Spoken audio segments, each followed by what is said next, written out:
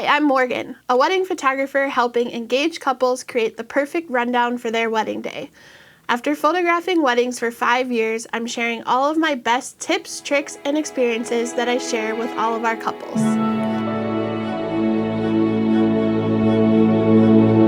Let's talk about those all-important save the dates and invitations. Save the dates are the pre-invitation cards that get sent out to do exactly as they say. Save the date. It allows your wedding guests to clear off their calendars, save money if they have to travel, and start making arrangements to come to your wedding. It also serves as a physical reminder of your wedding date, so they don't book other events in the meantime. The biggest question we get about these is when to send them. First of all, no one can really tell you what is right or wrong for your wedding, especially with save the dates, but just because there's a suggested timeline doesn't mean you have to follow it. But generally, the suggested time to send save the dates is about 6 to 8 months before your wedding. We've had some couples send them closer to 9 to 10 months out, which I think is totally fine.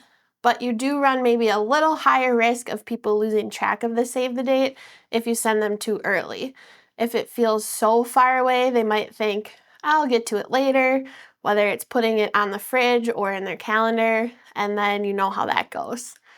Now, if you're having a destination wedding or you know a lot of your guests will be traveling to your wedding, 9 to 12 months out is a little more standard to give them some time to plan.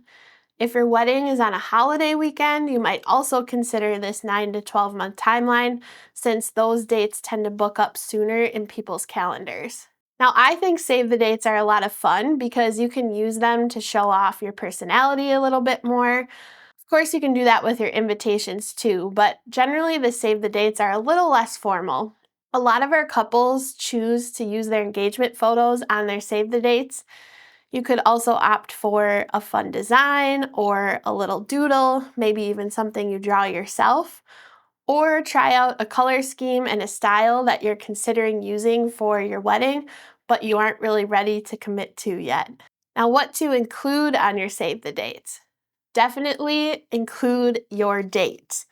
I've heard of some funny stories and maybe not so funny to the couple at the time where someone forgets to include the date on their save the dates or even the location of the wedding, although we'd probably agree that the date is the most important. So at a minimum, you'll want to include your names, the date, and the location of your wedding. And just city and state is fine for location. You technically don't even have to have your venue booked yet, but if you're setting a date, I'd probably have that venue secured. You might also consider using the words save the date or something to that effect. If you have a wedding website, you could include that as well, so your extra enthusiastic guests can catch updates on there. And sometimes people include a line that says formal invitation to follow. Although I don't think that's necessarily a requirement, as most people assume that there will be an invitation to follow, but you can include it if you're worried about your less experienced wedding guests thinking that this is the actual invitation and they're trying to RSVP to it. Now, it may seem like an obvious point, but if someone receives a save the date from you, they will be expecting an invitation. So make sure you are absolutely sure you want to invite them to your wedding before you send them a save the date.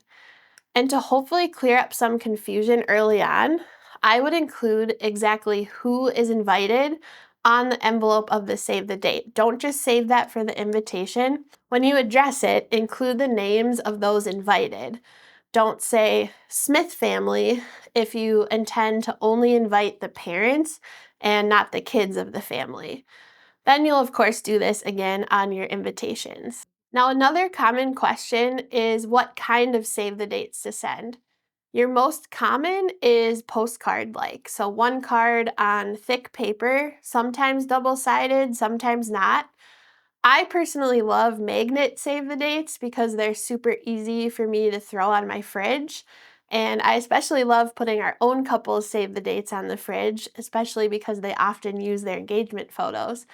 But of course, those will be a little more expensive to buy and possibly even to mail them than a regular card.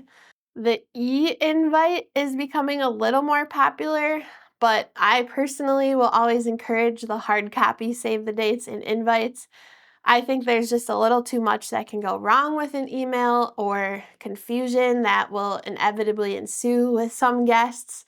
So, if you want people to actually remember your date, I think a hard copy is best. If you do go the electronic route, I would include something as unique as a calendar invite if you can, so at least it's an easy click for guests to add it to their calendar. Now remember, the simpler you can make it for your guests, the better. This reminds me a lot of what I learned in marketing when working on my business. This is a standard marketing trick that people need to be told exactly what to do and how to do it, and sometimes when to do it. So the easier, the better. It's called a call to action. So think of making a clear and easy call to action for your guests when you need them to do something, and whether it's online or mailing an RSVP back. Stop stressing about your wedding budget. We've made budgeting for your wedding super easy for you by creating a detailed budget tracker in Google Sheets. Set your budget in every category, access it anywhere, share it with your fiance, and add expenses on the spot so you never miss a thing. Click Get My Free Wedding Budget Tracker in the description below to grab your free copy.